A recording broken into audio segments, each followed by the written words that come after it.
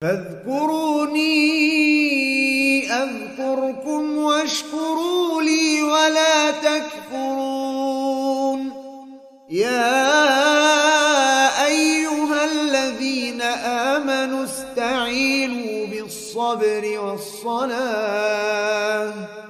إن الله مع الصابرين. Hadirin yang dimuliakan Allah Subhanahu wa taala, di dalam surat Al-A'raf ayat 29 Allah Subhanahu wa taala berfirman, "Qul amara rabbi bil qisti."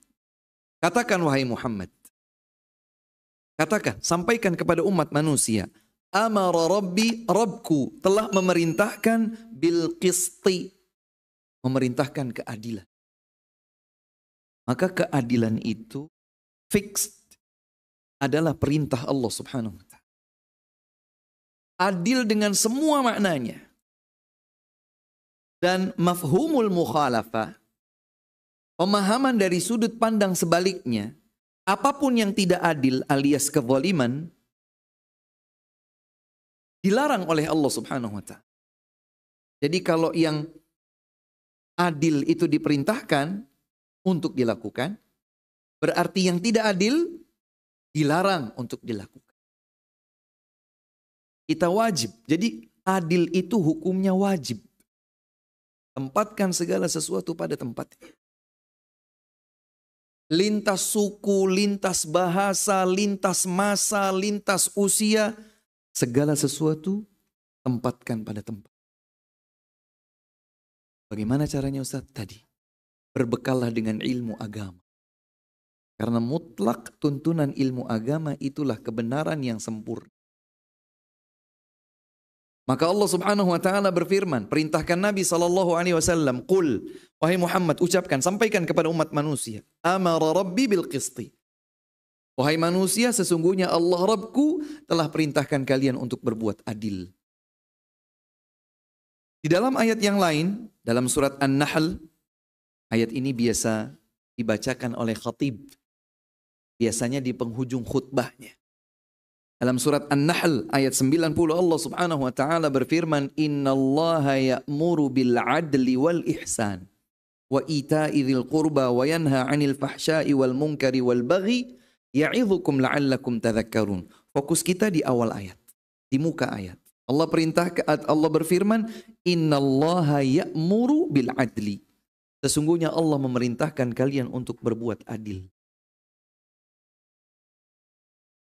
Dengan definisi, jangan lupa, menempatkan segala sesuatu pada tempatnya. Bagaimana seseorang kepada istrinya, kepada suaminya, kepada anaknya, kepada orang tuanya, ayahnya, ibunya, dan masing-masing ada rinciannya. Bakti kepada ibu 3 kali lebih besar dari bakti kepada ayah. Itu sudah nggak bisa ditawar. Ummuka, ummuka, ummuka, baru abuka. Jadi bakti kita, siapapun di antara kita yang terlahir dari perut ibunya, siapapun dari kita, kewajiban baktinya kepada ibu 3 kali lebih daripada ayah. Ini tempatkan pada tempatnya. Kalau kita merasa bahwa kita ini adalah orang tua bagi anak-anak kita, maka kita, misalnya saya seorang ayah, saya mendapatkan hak bakti dari anak saya, dan anak saya wajib berbakti kepada istri saya sebagai ibunya 3 kali lipat. Saya berpikir sebagai orang tua, saya punya anak, maka anak saya berbakti pada saya. Tapi ingat, saya juga anak bagi orang tua saya. Terus begitu. Saya sebagai atasan, punya bawahan, punya jajaran. Bagaimana kewajiban saya kepada mereka? Atau saya sebagai seorang bawahan, saya punya atasan, punya pimpinan. Bagaimana kewajiban saya kepadanya? Saya kongsi, berserikat bersama seseorang dalam sebuah usaha, niaga dan seterusnya. Hak dan kewajiban clear dari awal, jelas. Sehingga segala sesuatu ditempatkan pada tempatnya. Sampai-sampai Allah Subhanahu wa taala berfirman di serangkaian ayat, satu surat full. Namanya surat Al-Mutaffifin. Pernah dengar? Anak-anak kita yang masih SD yang sudah alhamdulillah menghafal juz amma, insya Allah sudah hafal surat ini.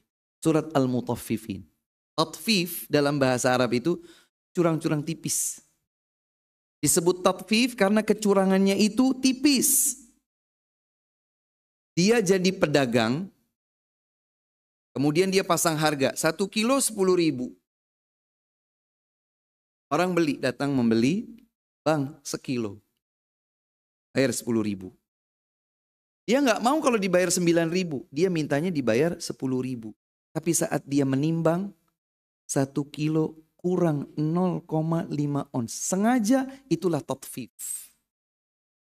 Itulah tatfif.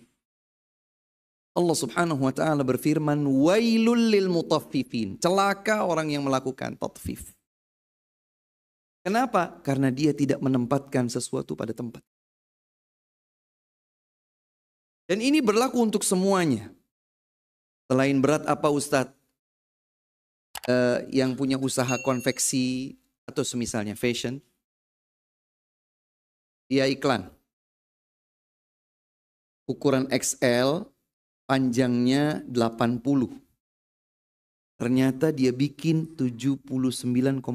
Kurang atau pas? Kurang. Kurang tipis itu diminta di hadapan Allah subhanahu wa ta'ala. Dia sudah melakukan tatfif, dia harus bertanggung jawab. Allah subhanahu wa ta'ala, wailun lil mutaffifin. Celaka orang-orang yang curang tipis. Alladzina idza iktalu 'alan nas yastawfun. Kalau dia posisinya nagih hak, dia minta dipenuhi. Pokoknya hak saya jangan sampai kurang. Wa idza kaluhum aw wazanuhum yukhsirun. Tapi kalau dia yang berbalik, menimbang untuk mereka, menakar untuk mereka, ternyata dia curang. Syekh Muhammad bin Shalih Al-Utsaimin rahimahullahu ta'ala menjelaskan, ayat ini berlaku pada semua elemen kehidupan, termasuk pasangan suami istri sekali. Suami yang menzalimi hak istrinya, sekecil apapun dia telah melakukan tatfif, ada ancaman celaka yang Allah sebutkan di awal surat Al-Mutaffifin. Seorang istri yang mengurangi hak suaminya pun sama. Waduh, mengerikan Ustaz. Betul. Al-zulmu zulumat yaumal qiyamah. Ustaz, bagaimana kalau saya tidak diperlakukan adil? Kalau dia tidak memperlakukan saya dengan adil, ya balas dong. Terus apa bedanya kita dengan dia? Dia kalau tidak memberikan hak kita, dia akan diminta di hadapan Allah subhanahu wa ta'ala. Apakah kita mau juga seperti itu? Jangan. Kalau kita diperlakukan curang, maka jangan balas dengan yang sama. Karenanya Allah subhanahu wa ta'ala berfirman dalam surat Fussilat ayat 34. Allah subhanahu wa ta'ala menyatakan, hendaklah engkau memberikan balasan yang baik kepada orang-orang yang berbuat buruk kepadamu. Wala tastawil hasanatu wala sayyi'ah. Gak sama loh, antara yang baik dengan yang buruk tuh gak sama. Idfa' billati hiya ahsan. Balas dengan yang baik. Dan kita di sini diuji dengan tantangan. Karena biasanya kita itu pengennya, kalau dia gak beres, saya juga bisa gak beres. Kamu begitu, saya juga begitu. Islam tidak mengajarkan demikian. Islam menggariskan, wala tastawil hasanatu wala sayyi'ah. Gak sama. Antara yang baik dengan yang buruk itu beda. Idfa' billati hiya ahsan. Maka balas dengan yang lebih baik. Kalau dia memperlakukan kita buruk, maka kita balas dengan yang baik. Karena kalau kita membalas dengan yang buruk, lalu apa beda kita dengan mereka? Gak ada bedanya. Padahal Allah menyatakan beda. Yang baik dengan yang buruk itu beda. Kalau yang baik sama dengan yang baik. Yang buruk sama juga dengan yang فَإِذَا الَّذِي بَيْنَكَ وَبَيْنَهُ عَدَاوَةٌ كَأَنَّهُ وَلِيٌّ حَمِيمٌ. Karena dengan seperti itu, kau balas orang yang memperlakukan buruk, kau balas dengan yang baik, niscaya potensi permusuhan akan berubah menjadi persaudaraan yang dekat. Tapi kemudian Allah subhanahu wa ta'ala mengungkap rahasianya. Wa ma yulaqqaha illa alladzina sabaru. Yang seperti ini tidak mungkin dilakukan kecuali oleh orang yang sabar. Wa ma yulaqqaha illa dzu hazzin 'azim. Seperti ini tidak mungkin diberikan kecuali oleh orang-orang yang nasib baiknya, jatah baiknya besar di dunia dan di akhirat. Hadirin yang memuliakan Allah Subhanahu wa taala. Maka kita sekali lagi ini juga konsekuensinya adalah berilmu. Kita ini siapa ini? Saya laki-laki, seorang suami, kepala keluarga, ayah misalnya gitu. Saya dituntun oleh agama, tahu apa hak saya dari istri saya, apa hak saya dari anak-anak saya, maka apa kewajiban saya kepada istri saya, apa kewajiban saya kepada anak-anak saya, sudah clear saya tahu, saya jalankan. Atau saya seorang wanita, apa misalnya saya seorang istri, saya seorang ibu, misalnya begitu. Maka dia harus tahu apa haknya, apa kewajibannya dari istri, dari suaminya atau kepada suaminya, dari anaknya atau kepada anaknya. Makanya kalau ada orang-orang itu bersikap buruk kepada orang tuanya dengan kedurhakaan, atau orang tua memperlakukan buruk kepada anaknya, besar kemungkinan karena mereka tidak tahu atau mengabaikan hukum agama. Kezaliman terjadi karena dikuasai oleh hawa nafsu atau karena keterbatasan ilmu.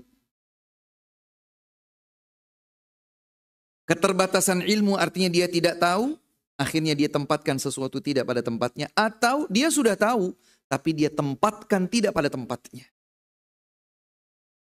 Dia sudah tahu tapi dia abaikan ilmu tersebut sehingga dia tempatkan tidak pada tempatnya. Ingat bahwa kezaliman akan menjadi kegelapan di hari. Setiap kali kita itu menyandang status apapun di kehidupan dunia ini, pahami dengan baik. Saya mau bekerja sebagai karyawan di sebuah perusahaan. Minta kejelasan dari awal. Apa hak saya? Apa kewajiban saya? Agar kita tidak hanya menuntut hak, ternyata kita melupakan kewajiban. Minta kejelasan dari awal. Mohon maaf Pak, apa hak saya Pak? Apa kewajiban saya? Waktu aktivitas saya, waktu libur saya. Sekarang hampir di semua elemen kehidupan. Banyak orang itu terjatuh ke dalam kezaliman disebabkan ini. Kerja yang harusnya bekerja berapa jam biasanya? 8 jam termasuk istirahatnya. 8 jam kurang 1 menit, 1 menitnya miss call istrinya. 1 menit itu diminta. Di dunia gak ketahuan. Luput dari CCTV. Pengadilan Allah Subhanahu wa ta'ala maha teliti. Hari ini, jam sekian, tanggal ini, bulan ini, tahun ini kau kurang 1 menit. Tapi kau ambil hak yang bukan milikmu. Kau minta penuh gajimu, tapi kau kurang menjalankan kewajiban. Ini hadis pendek. Az-zulmu zulumatun yaumal qiyamah. Kezaliman adalah kegelapan di hari kiamat. Pendek saja, tapi maknanya luar biasa. Bayangkan kalau seandainya seluruh kaum muslimin di penjuru dunia ini betul-betul waspada terhadap apa yang telah diwaspadakan oleh Rasulullah alaihi salatu wassalam dalam hadis ini, orang betul-betul akan berhati-hati. Orang betul-betul akan berhati-hati. Di jalan raya, urusannya dunia, tapi lihat dampaknya. Ada lampu merah. Lampu merah itu ada ayat atau dalil hadisnya enggak? Merah, kuning, hijau. Enggak ada dalam ayat. Apabila ketemu lampu merah di jalan berhentilah, enggak ada. Ayatnya enggak ada. Hadisnya enggak ada. Tapi ini masuk di dalam pembahasan agama kita disebut al-masalihul mursalah. Ketentuan kehidupan masyarakat yang dipandu oleh sebuah kedisiplinan ditetapkan oleh pemimpin atau pemerintah. Selama tidak menyelisihi ayat Al-Quran atau hadis, maka ketetapan pemerintah hukumnya wajib untuk ditaati. Selama bukan kemaksiatan. Lampu merah kira-kira ada unsur maksiatnya atau tidak? Tidak ada. Maka kalau lampu merah jangan diterjang. Ya Ustaz, iya. Apa hukumnya? Haram, itu kezaliman. Loh, kok kezaliman Ustaz? Iya. Kau ambil hak orang yang semestinya masih hijau.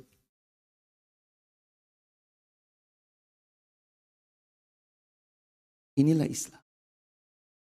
Demikianlah ahlus sunnah wal jamaah menjunjung tinggi hukum Allah subhanahu wa ta'ala, tuntunan Rasulullah alaihi salatu wassalam. Hadirkan di dalam diri kita ini. Kalau berkendaraan harus apa? Harus pakai helm. Helmnya harus SNI. SNI. Kalau dipakai sampai klik. Kendaraannya dilihat kalau mau berkendaraan. Kendaraannya sehat atau tidak? Saya bawa surat-surat yang lengkap, legal atau tidak? Karena selama ketetapan pemerintah bukan kemaksiatan kepada Allah subhanahu wa ta'ala, hukumnya wajib untuk dipatuhi. Kalau dilanggar, kita bisa terjatuh di dalam makna hadis ini. Suami berhati-hati kepada istri. Rasulullah sallallahu alaihi wasallam bersabda, khairukum linisa'ih wa ana khairukum li ahli. Kata baginda Nabi sallallahu alaihi wasallam, yang paling baik di antara kalian wahai para laki-laki adalah yang paling berakhlak mulia kepada istrinya. Jadi barometer kebaikan kita di sisi Allah salah satunya ada di penilaian terhadap istri kita. Kita bagaimana kepada istri? Jangan-jangan kita itu angkuh kepada istri, kasar kepada istri, semena-mena kepada istri. Hati-hati. Ibu-ibu, para istri kepada suami, hati-hati. Rasulullah sallallahu alaihi wasallam bersabda, "Lau kuntu amiran ahadan an yasjuda li ahadin, la amartul mar'ata an tasjuda li zawjiha." Seandainya boleh bagiku, kata Nabi, untuk perintahkan seseorang sujud kepada sesama manusia, niscaya aku akan perintahkan wanita untuk sujud kepada suaminya. Karena hak suami sangat besar. Jangan angkat suara di hadapan suami. Jangan angkat suara di hadapan suami. Inilah Islam. Anak. Sampai kita durhaka kepada orang tua kita. Jaga mata kita, dijaga. Jangan sampai kita menatap dengan tatapan yang meresahkan hati orang tua kita. Bahkan para ulama menyatakan, kalau ada orang tua berkata kepada anaknya, kemudian orang tua itu melirihkan suaranya, merendahkan suaranya. Begini loh nak, maksud mama, maksud papa tuh begini. Kenapa orang tuanya begitu pelan-pelan ngomongnya? Khawatir anaknya marah kepada orang tuanya, maka anak tersebut telah berbuat durhaka kepada orang tua. Detail Islam itu, sempurna. Makanya ketika ada seorang pemuda datang kepada Nabi sallallahu alaihi wasallam, wahai Rasulullah, izinkan aku untuk berjihad. Maka Rasulullah sallallahu alaihi wasallam bersabda kepadanya, apakah kedua orang tuamu masih hidup? Iya wahai Rasulullah. Bagaimana kau tinggalkan kedua orang tuamu saat kau beranjak menuju tempatku ini? Mereka menangis karena sedih ditinggal olehku untuk berjihad. Maka kata Nabi sallallahu alaihi wasallam, irji' ilaihima. Adhikhuma kama abkaitahuma. Pulang kau ke rumah orang tuamu. Buat mereka senyum sebagaimana kau telah membuat mereka bersedih. Buat orang tua bersedih. Membuat seseorang ayah, seorang ibu. Nak, bisa minta tolong. Nak, pelan ngomongnya.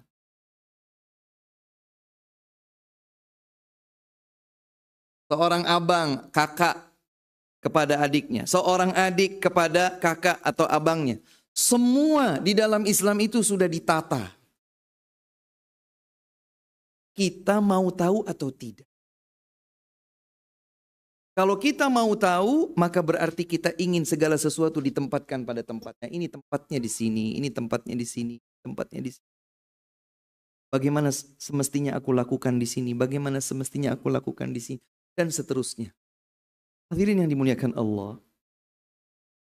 Tentu saja di tengah usaha tersebut mungkin ada keterluputan. Indahnya Islam sudah dibahas pada hadis sebelumnya. Hadis ke-17. Tatkala Nabi SAW bersabda, "Ittaqillaha haitsuma kunta." Bertakwalah engkau kepada Allah di mana saja engkau berada. Atbi'is sayyi'atal hasanata tamhuha. Iringi perbuatan buruk dengan perbuatan baik yang akan menghapusnya. Wa khaliqin nasa bi khuluqin hasan. Pergauli manusia dengan akhlak yang mulia.